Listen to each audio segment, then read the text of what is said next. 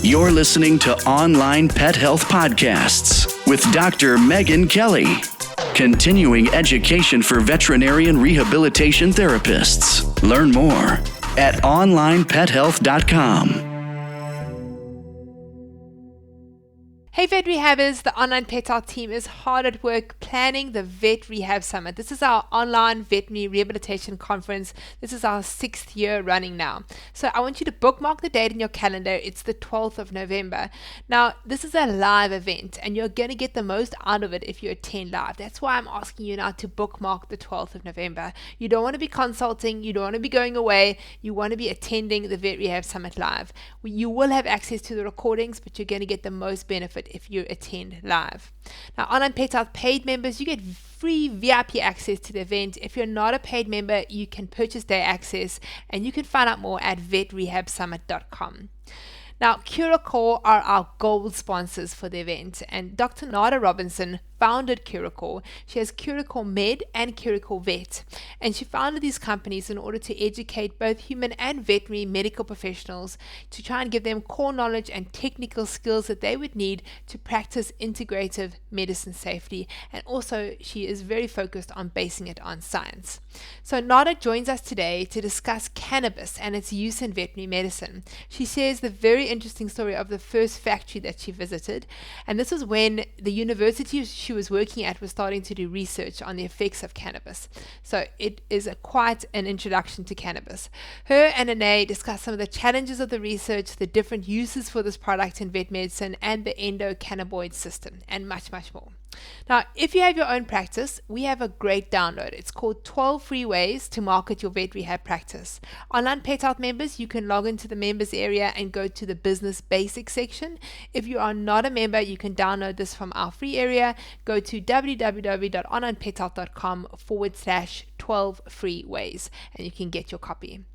Are you ready to learn about cannabis? Let's hear what Narda has to share. Hi guys, and welcome. Welcome, Narda. Thank you for joining us. You're welcome. Thank you.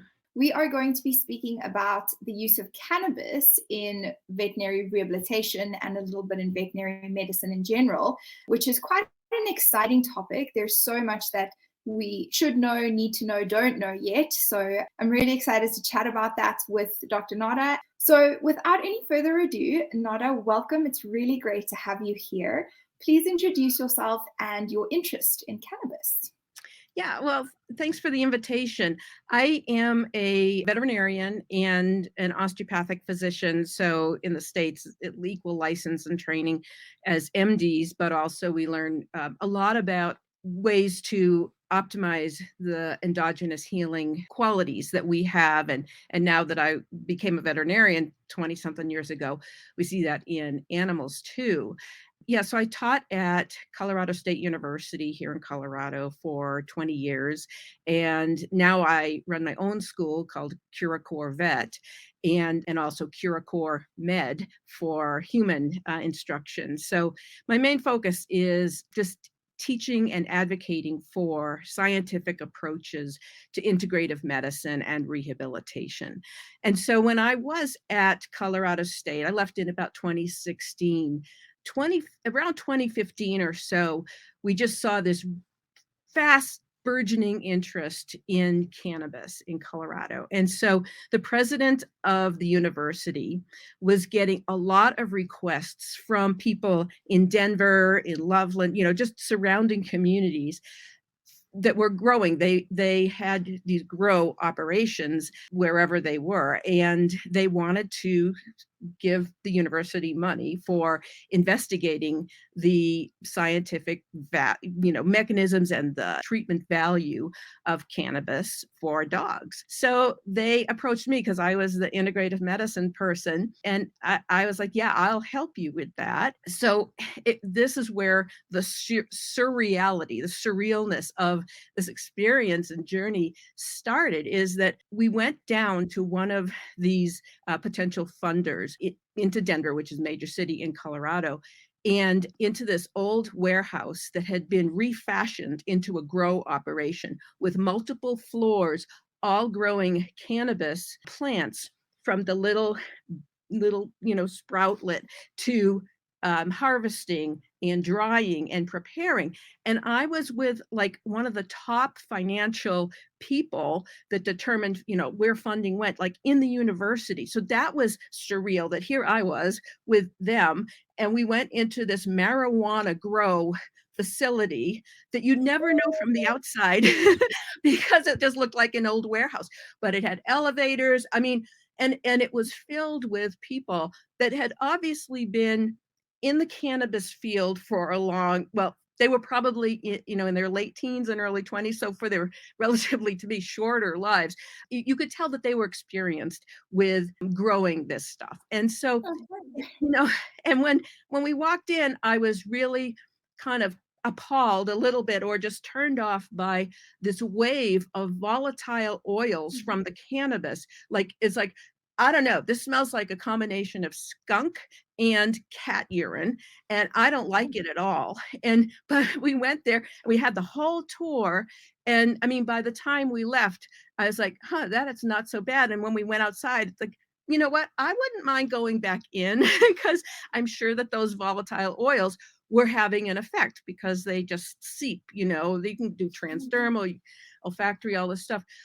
But it was so awakening, because while it was a beautiful thing to see the amount of care that these small little plants were getting throughout their growth cycle, we'd go into each room where, you'd have these little croppy areas, just boxes of cannabis, and they ultimately grew really tall. It was wonderful, except then by the end, our tour guide got a wand, like a spray wand, that was attached to this like 50-gallon metal drum with no writing on the outside. And he told us how you can kill off any little bugs, or, there's mold that can grow, there's bacteria, but little bugs that can impair the quality of the plant.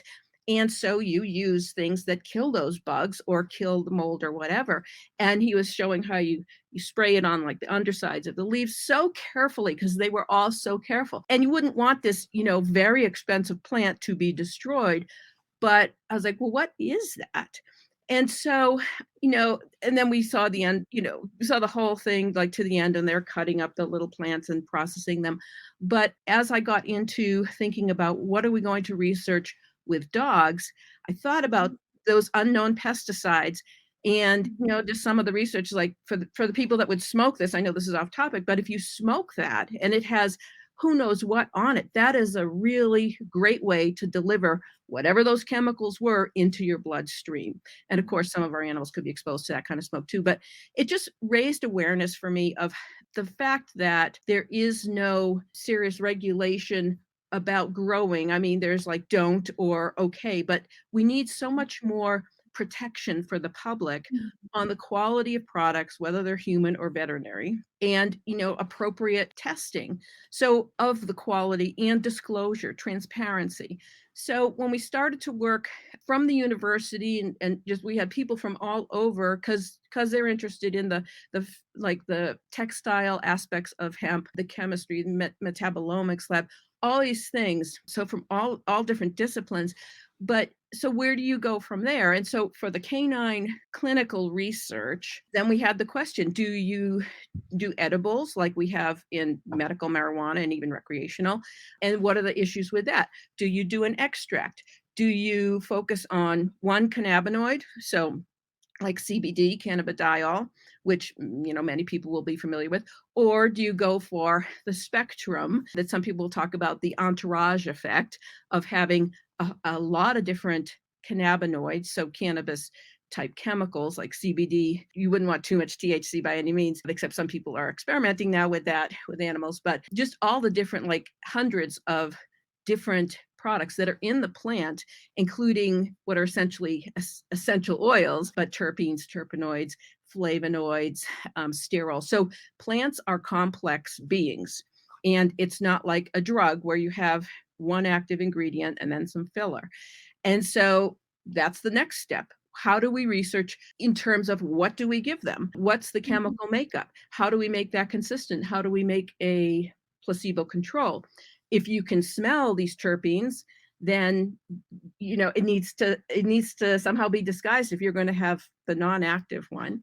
So many things. If we're going to do edibles, how well do those chemicals in the plant stand up to the baking process? What is the shelf life? Then what is the bioavailability? So what we're seeing now are certain companies coming forth and supporting research, typically within academic institutions, that use their product. And, so we get more data. We get pharmacokinetic data. So we know how well their product is absorbed into a dog or a cat. And there's some horse studies. So what's the rate of absorption? Is it, in 1 or 2 hours that you start to see it in their bloodstream? What is the most bioavailable so that you can get enough uptake to make a clinical difference? What are the contraindications and adverse effects? How does it affect the blood profile?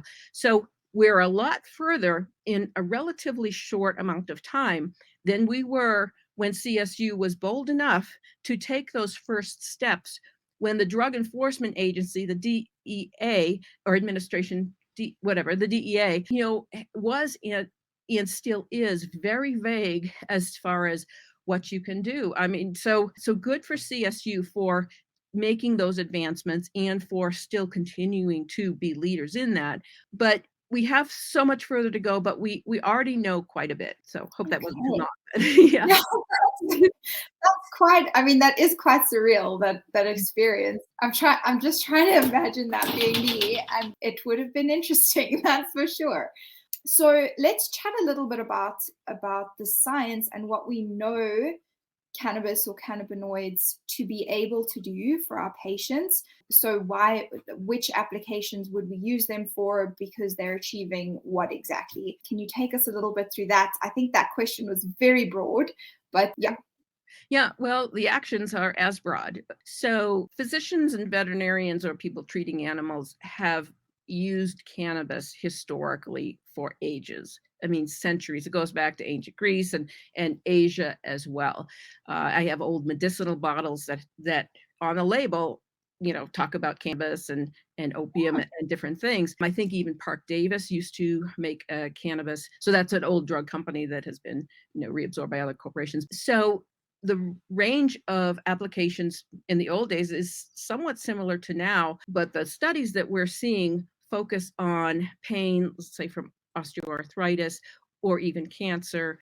So joint pain, anxiety, some people use it for thunderstorm anxiety or phobia, and appetite regulation. And that harkens back to the old days too, where even they would give horses mixtures of cannabis, leaf or seeds to help treat them for colic. So yeah, there's a very diverse array of applications.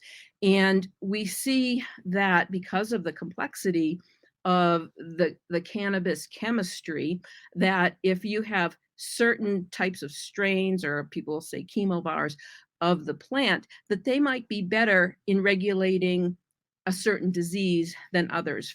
And so that gets back to what is in, let's keep it in the hemp line of things. What is in a hemp derived product that is predominantly cannabidiol? Well, so you might have cannabidiol, which works by interfacing with the nervous system and the immune system. And one of the biggest values of the cannabis research that has flourished over even 50 or 60 years, but has been inhibited, at least in the US, by our government, but even more we know about it now, is discovery of the endocannabinoid system, also called the ECS, which is just an autoregulatory system to keep nervous system firing patterns in balance.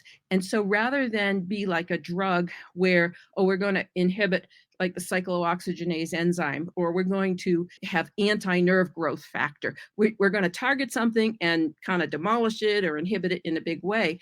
The beauty of the cannabis chemistry as a molecule or set of molecules that can help us is that it can serve to support the endogenous or internal regulatory system that we have. Now, yeah, if you use too much of certain chemicals, especially THC, then you can throw it way out of whack. But when we're using things clinically and therapeutically, there's a wide safety margin. And so with CBD, as opposed to THC, CBD is not hallucinatory, intoxicating, whatever. And so that's the biggest thing for people to know. Even though the cannabis plant can produce what we call in the US marijuana, or, a hemp derived product, that spectrum is defined by the amount of the THC in it. So when people get high of a joint or this or that, then they're looking for that THC, effect. And there can even be medicinal value in that, but we're not using that right now. We're not advocating for that in veterinary medicine for the most part, at least at this stage. If we did, we'd use very, very small molecules. And so the fact that cannabidiol, as the main component of many of these mixtures, can work to regulate immune function and decrease inflammation. And it has interactions with a whole array of neurotransmitter systems, serotonergic, glycine, and various others, adenosine. And so it is helping to reduce usually the over vigorous firing that our nervous system does in cases of long-term stress, pain, environmental, challenges, and all that. So what we can do with that, and I see we do have a comment here, and I'll get to that. But so the applications that have been studied are, as I say, osteoarthritis is a big one. So, and stress, and just things like that, appetite stimulation. I already went through those. And another big one is seizure control. We're still in the very early stages, especially for seizure control. A lot of people use it for that, but we need more evidence. Okay. Wow, very, very interesting and very applicable to us. All of those things are applicable to us. So Heather, I'm so glad you've joined us. It's really great to have you. Heather says she's been using CBD in her practice since 2014. And last year, the SAVC, which is our South African Veterinary Council, has approved a course for 25 CPD points. If anybody in SA would like to find out more, they're welcome to contact me. Thank you, Heather. That's really awesome. I didn't know that, actually. I would love to know more about your course, please. I didn't know that the SAVC had approved a course for 25 CPD points. That's good news because it means they're getting behind the use of CPD in veterinary medicine. So let's talk a little bit about the different kinds of products we can get. And you've mentioned the different ways we could be giving it to our patients. I mean, we see everything from treats with CBD in it to oils to all kinds of different products. So please talk to us a little bit about the different products we could find and what we should and shouldn't be using. Yeah, well, the different types of delivery mechanisms can be like an oil extract kind of thing. So predominantly like a hemp oil base, but it has to have a certain therapeutic amount of CBD or what other constituents. One of the arguments for giving a product that has a certificate of analysis, so that's a breakdown of all the different components that is hopefully not fake and is relevant to the batch that you have. So that's another just sort of thorny issue. But if it's legit and has the whole spectrum of cannabinoids, so let's say CBD, and then the acid precursor for that, CBDA, which a lot of people like for anti-inflammatory approaches, and then CBG, cannabigerol, which is sort of the precursor molecule for most of the other cannabinoids in the plant. So you can look for a product that has what you want in it that addresses the problem that you're treating. So if you have muscle pain and inflammation, you might want something that has CBD, CBDA, and CBG in it. But then you have the terpenes. If, for example, there was, so similar to it's just essential oils, but a lot of plants have them. Like lavender has some of the same chemicals that a hemp plant would. I mean, they're shared between different fruits, vegetables, flowers, all this stuff.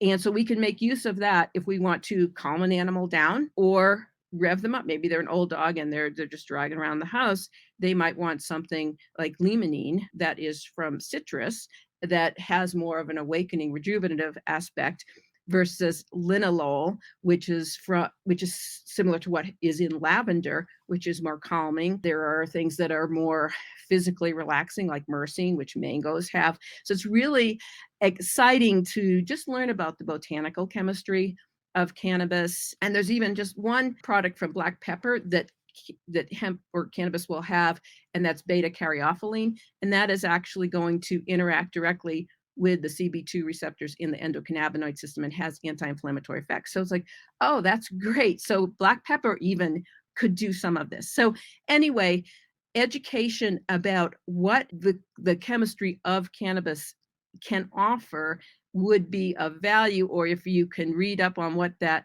company is offering and why, or is it straight cannabidiol? I mean, that is going to impact the delivery of effects of that product.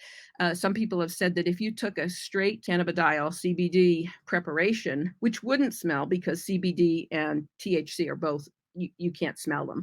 They don't have a scent or an odor. But if you took straight CBD, like some people advise, the problem with that is that just anecdotally, people will find that the effects wear off sooner. So it's that complexity, or as I mentioned before, the entourage effect, that is just this orchestra of different natural chemicals that each have their own properties. And as it's been said, and is probably to most of a degree true, that in nature there are balancing chemicals in plants naturally, some excitatory, some inhibitory, or whatever. And the ultimate result is that you have harmony. Sounds kind of woo-woo, but it's just there is an advantage of a whole plant extract versus isolating a chemical. And then, so how do you want to deliver it? As I mentioned before too, if we went with dog biscuits that have CBD in them, for example, as we looked at, I mean, there might be no CBD in there. So where is the regulatory system? How can we have faith that what the label says is actually true? And when I sent some products to cannabis testing labs myself, you found a wide variety. Sometimes it was too much THC, sometimes it was no CBD. So edibles have problems because, what is the distribution within a biscuit? How much, when you stirred it up, how much got distributed throughout? Is it even? Is there too much in one biscuit versus another? What's the shelf life, and so on? And it's been baked maybe 1 or 2 times. So there's that. It seems that the oil extract is probably the best delivery system based on, not a huge amount of research, but based on what we can tell. But that's for dogs, and cats don't like the flavor. And so that's a challenge. And as far as what people should look for, that's going to vary based on where you are, because in the US, there is no FDA, federal approved product that has cannabis in it for animals. There is one product called Epidiolex that has been approved for humans, and vets could use it off label, and that's predominantly CBD. And it's very expensive, hard to get. And do we really want to use that versus some of the preparations? And I just really know of the ones in the US, like there's 2 main companies that I'm aware of that have supported a fair amount of research. So to me, I would gravitate towards those companies that have stepped up and done research, and we know something about their profile, what kind of effects it's going to have, what do we need to watch out for, because there can, mostly the issue that we look at, even with most herbs, is a change in the liver enzymes. So they may go up. So we really don't know what the long-term effects of being on these products for months or years would be. Most of the studies only go for 12 weeks or so. So still a lot to know. But if I might say, just to end this piece up, and then you can see if I actually answered your question.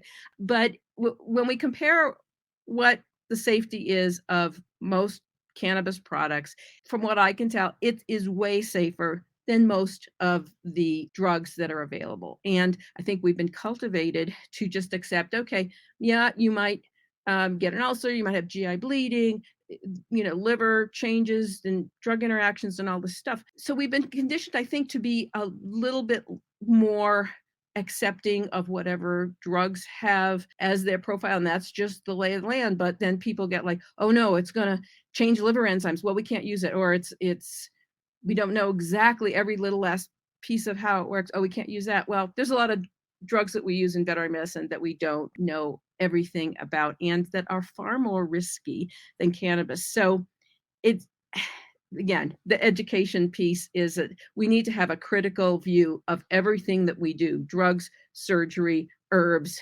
integrative medicine approaches everything. Okay, great. Thank you. And it makes it so complicated when we think about, it's not regulated. Like you said, they could be lying on the label. That analysis doesn't necessarily apply to this batch. So it makes it very complicated to say, okay, well, what am I actually getting in this specific product? But I think you've raised a really good point in saying that, well, there's a wide safety margin. So am I kind of correct in saying, okay, well, if there's a wide safety margin and I find a company that I like, I should use that product, see how my patients respond on it, and go from there? Because can I do much better than that unless I'm actually sending every batch out for analysis? Yeah, well, I think we can also determine which companies are ones that we can rely on in terms of providing you that certificate of analysis that is current, that has the batch number on the paper that matches the batch number on your bottle. And I mean, so that's why, again, there are a couple companies that I'm aware of in the US that you see them doing the research, and knowing people that are involved with the company and that vouch for their practices, good manufacturing practices, good, just the quality of the product and analysis and all that. And so that's really the best that we can go on, I think, for this time.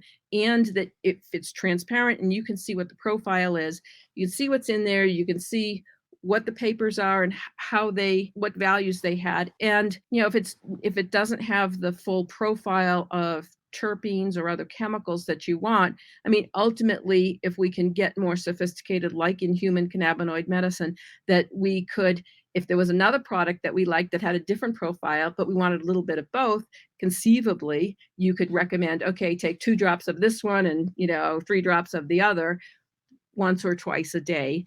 And start low and go slow is just the mantra that there is, even for other botanicals.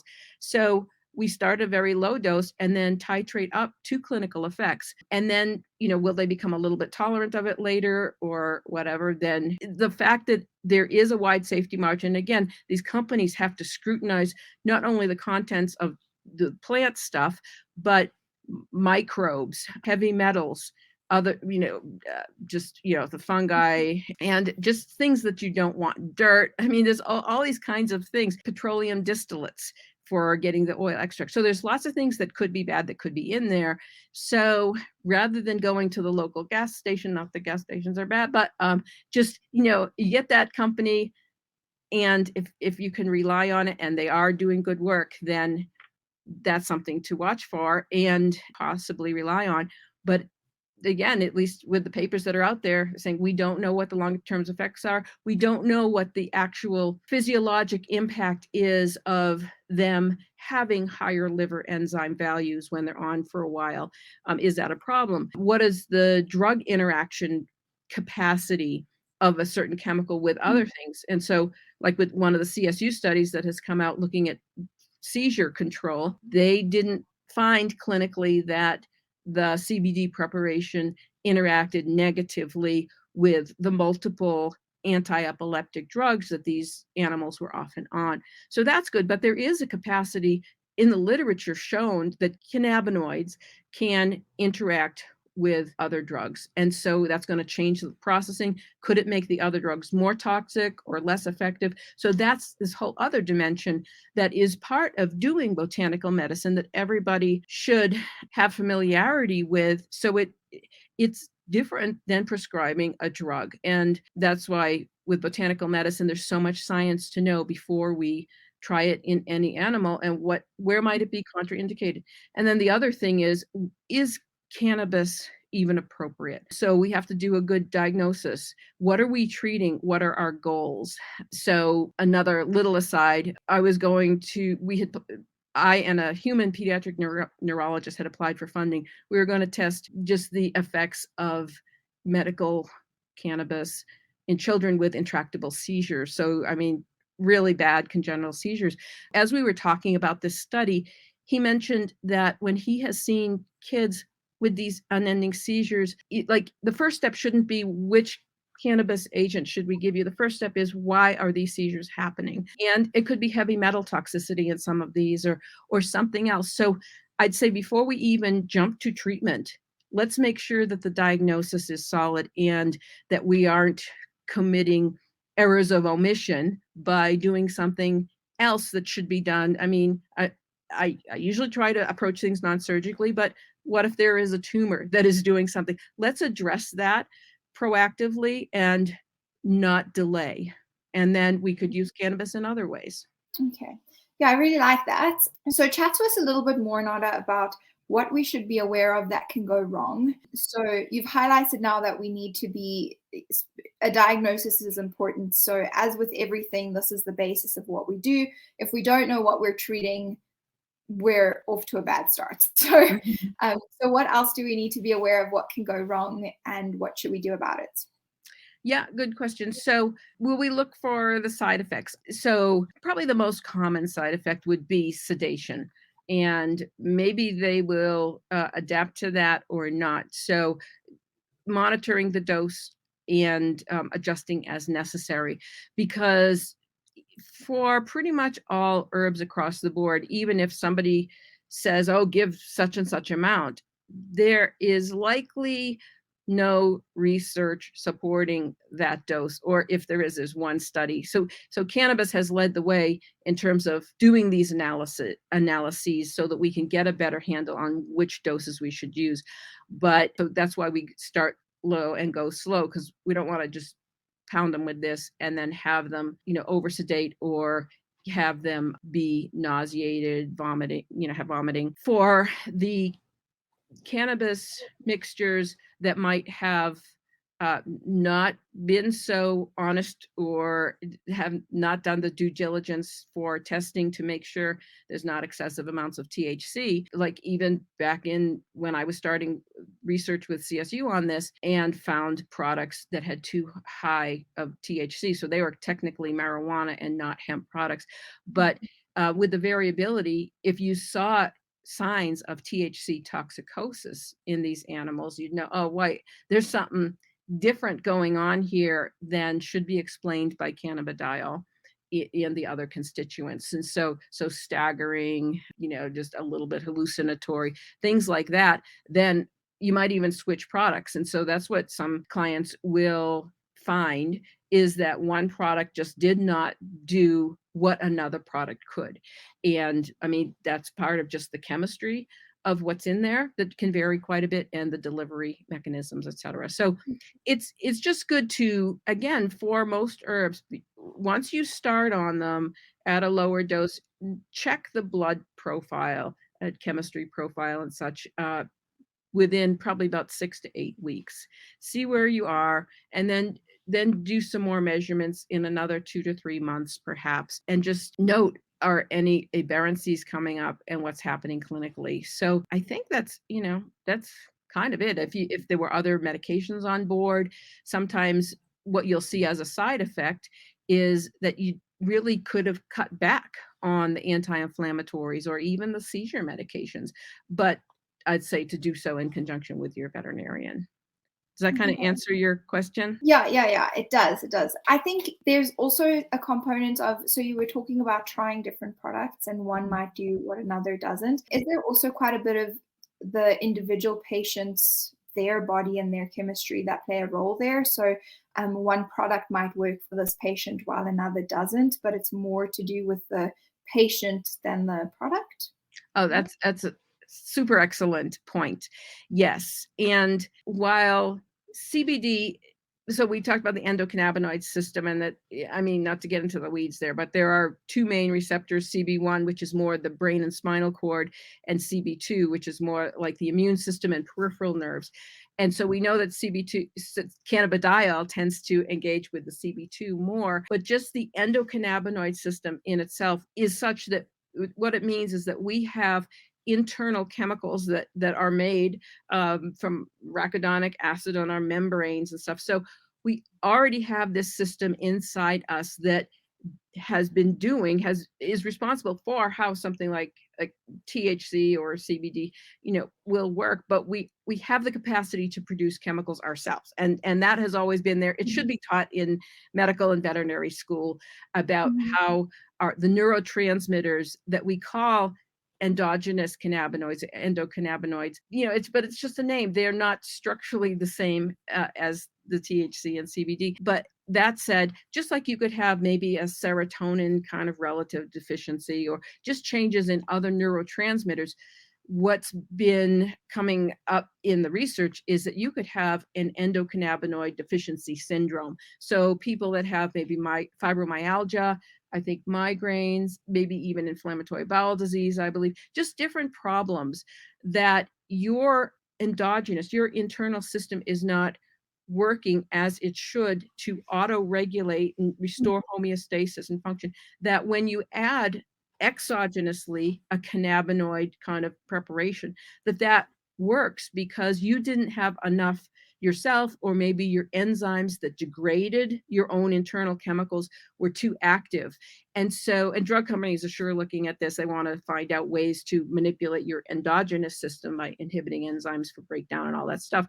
But just in that same way, we can think about animals that are failing to thrive or that have these autoimmune conditions or inflammatory conditions or whatever. So you're right that certain animals may respond to maybe the filling in effect of a cannabinoid mixture more because they need that more so, or it's the terpene profile where they can have value in regulation just because of the complexity of those chemicals. So for sure, and that's where that next step for cannabis medicine in the veterinary field is to be able to tailor your products to your animals, not just take one off the shelf, but to actually, like, it's like a prescription. And wouldn't that be great? I think you have a seizure animal, you have a hyper anxious animal, or a painful animal.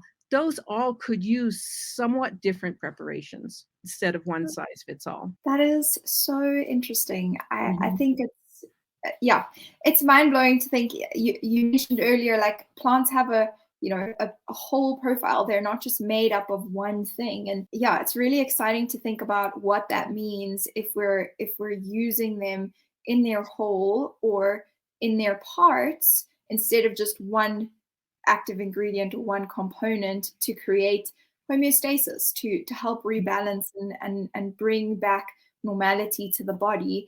I think that's really exciting. I have played with it a little bit. I mostly use it for my own guy, for Sasha, but there have been a few patients where, we've just really struggled to get the pain under control, or there have been some other things like appetite. They just stopped eating, didn't want to eat anymore. And I recommended adding that in. And, we had some good results and some not so good results every now and then, but it's definitely worth trying and worth starting to use and supporting our patients with. So I think I just have one more question. CuraCore is quite new to us. Many of us aren't familiar with CuraCore. So who is CuraCore and what do you guys do? Yeah, well, thanks for asking. CuraCore is the name of the company that I actually started teaching. Like, and even though I separated from CSU in 2016 and developed this company, but I was already teaching privately since 1998. So a mixture of working in the university and my own courses. And so now we have our own school as well. And we teach a science-based approach to integrative medicine. And how it also relates back to cannabis is that the discovery, little side tour, but the discovery of the endocannabinoid system is not only good for cannabis medicine, but we teach medical acupuncture, massage, laser therapy, botanical medicine, and integrative rehabilitation. And the endocannabinoid system and working with that and helping support it and its function in a healthful manner. I mean, that is part of what our effects with medical acupuncture do, with massage, with movement therapy. I mean, so it's not just that we need something to put in our mouths or to put on our skin to help it. It is that there are ways. I mean, you go for a run and there used to be talk about the runner's high. Well, in actuality, that's probably your endocannabinoid system high. And so it all kind of interfaces, but again, that's the beauty of a scientific approach and looking at the evidence and what supports what, because we're not about, like our saying is, no woo-woo, just science. And so we're not looking for magic or mystery or metaphysics to explain what we do. We know that with medical acupuncture, that has effects with the nervous system and the connective tissue, so the muscles, the myofascia.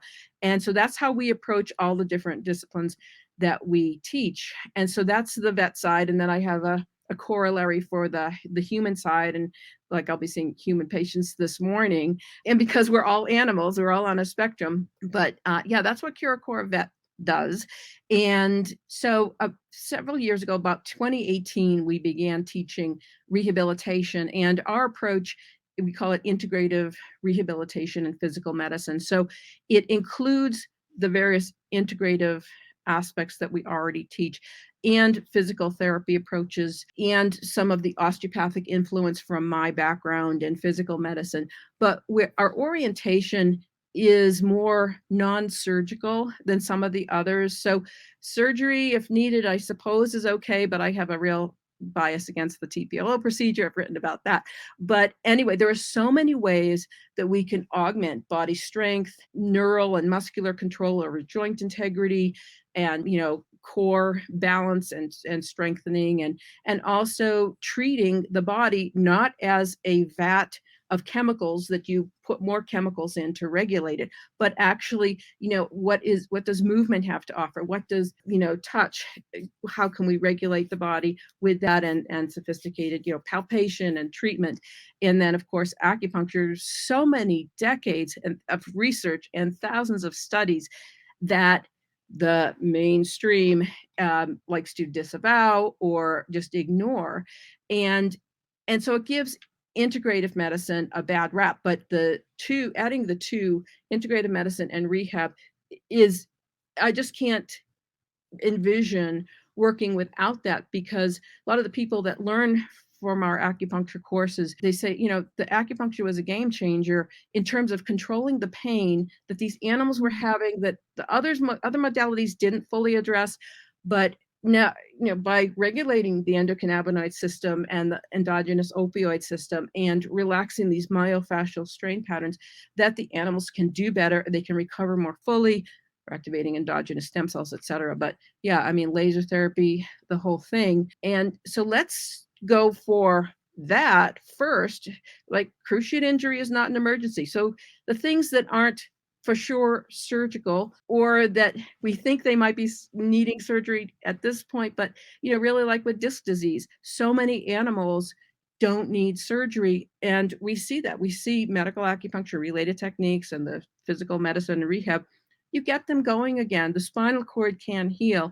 So, it's about making beneficial changes to medicine and showing how much of a wealth of substances and capacities and just interactions that the body can do for itself. And this is like the osteopathic thing, is that if we can remove encumbrances to our internal healing process and then support all that and, lengthen the body and work with the tissues, then the results can be really amazing. And I don't think that it's been given a fair shake in veterinary medicine until, more recently, but we have further to go, and more needs to be taught about the science of this instead of the woo-woo aspects. That's what we're about.